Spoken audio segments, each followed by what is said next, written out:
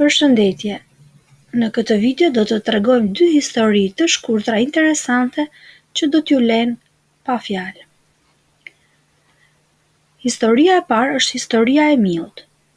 Në një fermë të vogël mes fushave të gjelbra dhe kopshteve plot ngjyra jetonte një mi i vogël me sy kureshtar dhe bishtë të hollë. Ai kishte ndërtuar strofkën e tij në një qoshe të shtëpisë së fermerit dhe gruas së tij. Një pasdite, ndërsa dielli po perëndonte dhe qielli merrte nuanca portokalli, Miu vuri re fermerin dhe gruarin e tij duke hapur një pako misterioze. Me zemrën që rrinte fort nga kureshtja, ai u afrua dhe pa se brenda pakos ndodhej një kurth miu i ri dhe i shkëlqyeshëm. Frika e pushtoi menjëherë dhe e kuptoi se jeta e tij ishte në rrezik. Pa humbur kohë, Miu vendosi të kërkonte ndihmë nga banorët e tjerë të fermës. Fillimisht vrapoi te pula që po çukiste qet në oborr bashkë me zogjtë e saj.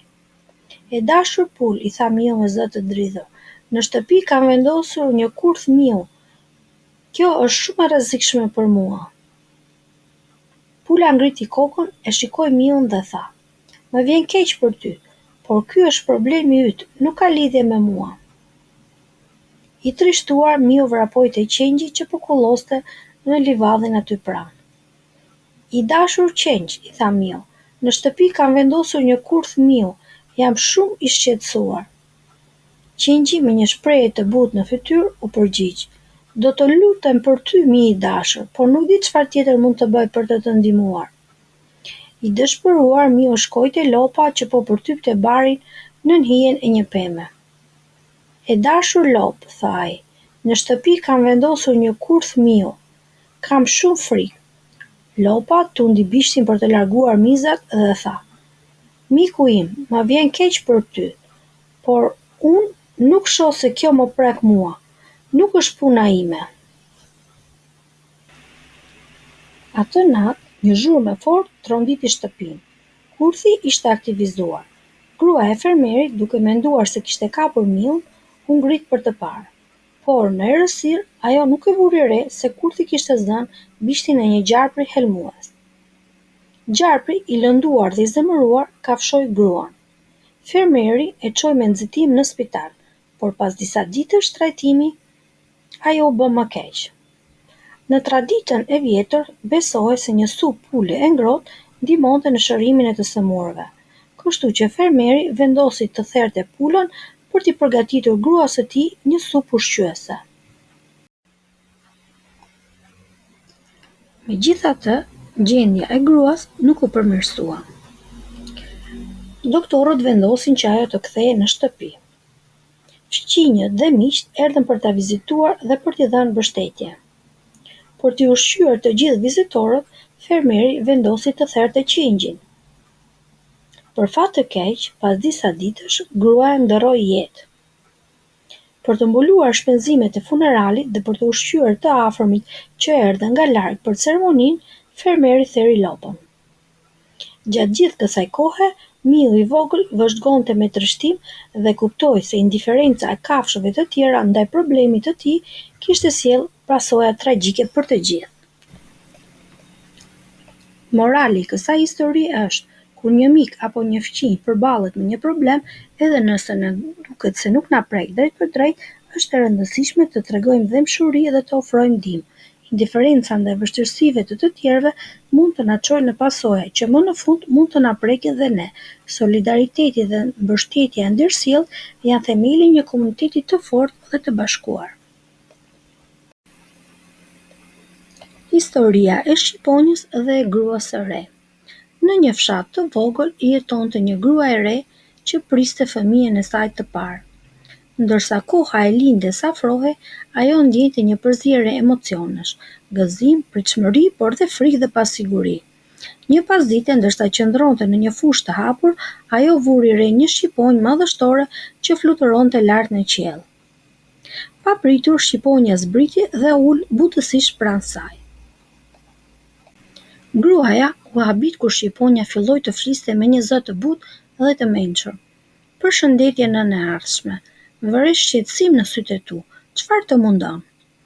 Gruaja, ende e tronditur nga ky takim i pazakont, u përgjigj: "Po, është e vërtetë, po pres fëmijën tim të parë dhe kam shumë dyshime.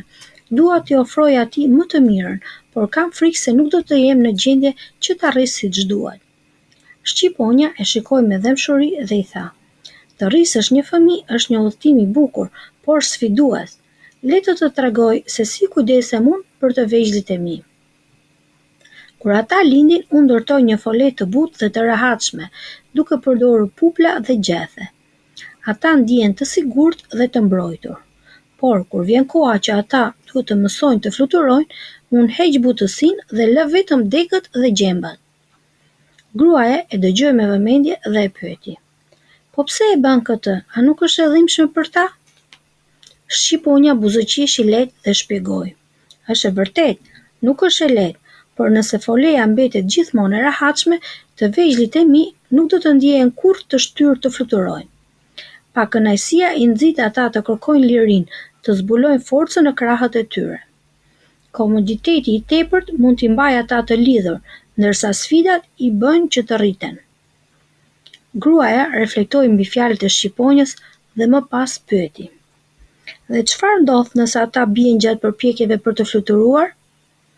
Shqiponja u afrua më pranë dhe tha me butësi: "Unë jam gjithmonë aty për t'i kapur. I lë të bien, por jo deri në tokë. I kap dhe i ngre përsëri lart, duke i lënë të provojnë sërish. E përsëris këtë derisa ato të mësojnë të përdorin krahët e tyre dhe të fluturojnë vetë." Sytë e gruas u mbushën me lot, ndërsa kuptoi thellësinë e mësimit. "Pra duhet ta lejoj fëmijën tim të përballet me sfida dhe vështirësi, duke ditur se do të jem gjithmonë aty për ta mbështetur?" Shqiponja pohoi me kokë: "Pikërisht, dashuria e vërtetë nuk është të mbrosh nga çdo vështirësi, por ta përgatitësh për jetën. Lëre fëmijën tënd të eksplorojë, të bëjë gabime dhe të mësojë prej tyre. Je aty për ta mbështetur, por mos e pengo të fluturojë vetë." Gruaja mori frymë thellë, ndjeu një ndenjë qetësie dhe vendosmërie. "Faleminderit nën shqiponjë, këshilla jote është një dhuratë e çmuar për mua."